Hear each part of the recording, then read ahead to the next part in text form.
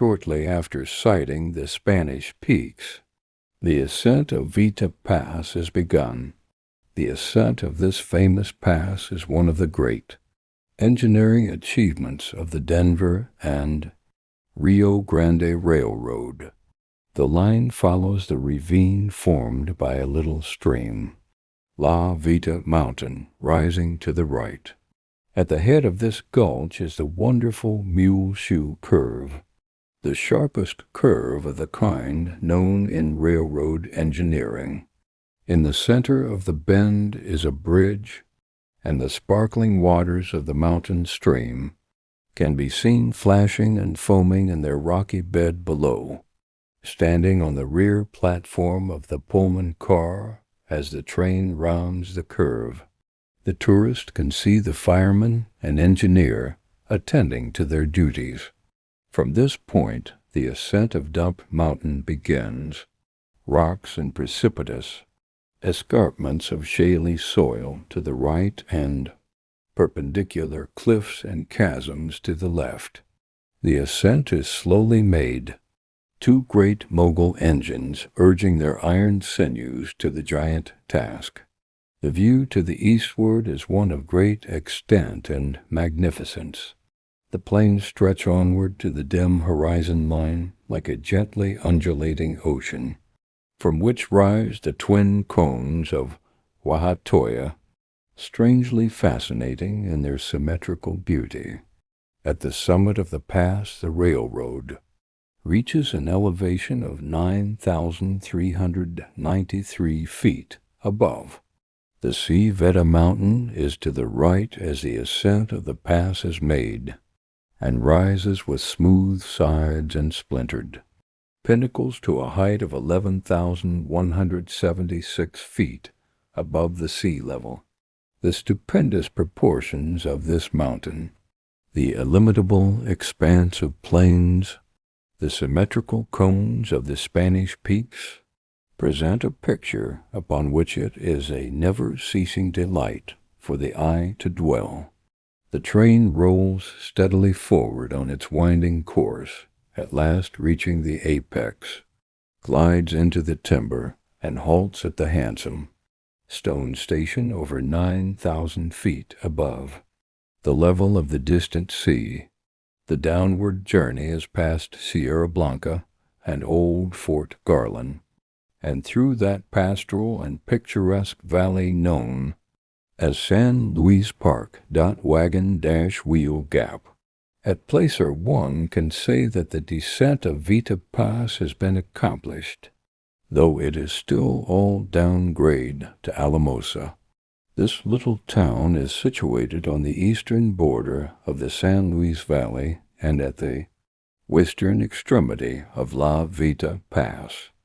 From Alamosa Station, a magnificent view of Blanca is obtained, and this majestic mountain, with its triple peaks capped with snow, and 2/3 of its height above timber line, presents a noble and impressive spectacle. To the north and south, silhouetted against a sky of perfect azure, are the serrated pinnacles of the Sangre de Cristo range. It would be difficult to find, even in this land of peaks, a more impressive mountain view than that obtained during the traversing of the San Luis Valley, on the eastern rim of which Garland Station, the site of old Fort Garland, rests. Here is a park 7,500 feet above sea level, surrounded on all sides by ranges of rugged mountains, whose summits are whitened with perpetual snow. San Luis Park has an area larger than Connecticut, watered plentifully by mountain streams and traversed by the historic and beautiful Rio Grande del Norte. The soil of this valley is fertile, and through the medium of irrigation, the park is rapidly becoming a great agricultural region from Alamosa. A delightful side trip can be taken to the hot springs at Wagon Wheel Gap and to the new and already famous mining camp, Creed, for which a reduced rate will be given. A word about this wonderful health and pleasure resort will not be out of place here. As the gap is approached, the valley narrows, until the river is hemmed in between massive walls of solid rock which rise to such a height on either side as to throw the passage into twilight shadow. The river rushes roaring down over gleaming gravel or precipitous ledges. Progressing, the scene becomes wilder and more romantic, until at last the waters of the Rio Grande pour through a cleft in the rocks, just wide enough to allow the construction of a road along the river's edge. On the right, as one enters, tower cliffs to a tremendous height, suggestive in their appearance of the Palisades of the Hudson. On the left rises the round shoulder of a massive mountain. The vast wall is unbroken for more than half a mile, its crest presenting an almost unserrated skyline. Once through the gap, the traveler, looking toward the south, sees a valley encroached upon and surrounded by hills, bathed in the tenderest purple of distance, tinted and shadowed by pencils of air. South Willow, Kagan, Creed, Colo. Here is an old stage station, a primitive and picturesque structure of hewn logs, made cool and inviting by wide-roofed verandas. Not 100 feet away rolls the Rio Grande River, swarming with trout.